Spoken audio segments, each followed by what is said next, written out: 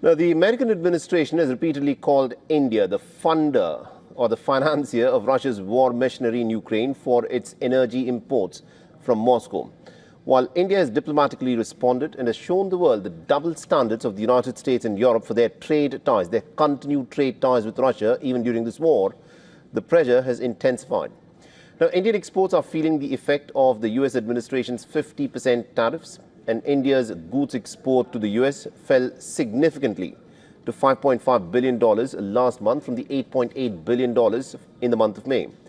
And that marks a 37.5% drop over the 4-month period. The drop in exports has also negatively impacted India's trade deficit. The gap between imports and exports is now widened to a 13-month high of $32.15 billion last month. For the tariffs to go, President Trump has pressured India to reduce its Russian oil imports. Now, Trump's latest claims have also confused the matters further. He has repeatedly said that Prime Minister Narendra Modi has agreed to reduce purchase of Russian oil. In a polite but firm response, India has reiterated the country's decision is broad-based on meeting its needs.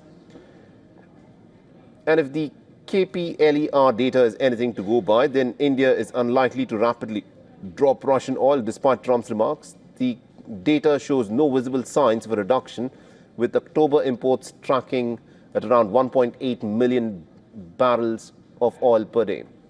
Any adjustment is likely to be symbolic rather than structural. Currently, Russia contributes about 34% to India's crude imports and continues to be India's largest supplier of crude oil.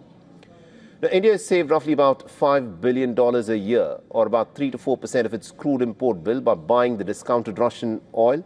Replacing the Russian barrels will be politically and also economically pretty expensive. The margins are likely to be compressed and could fuel a hike in the retail prices, and that would result in higher inflation, a political backlash, and also weaker profits for the refiners.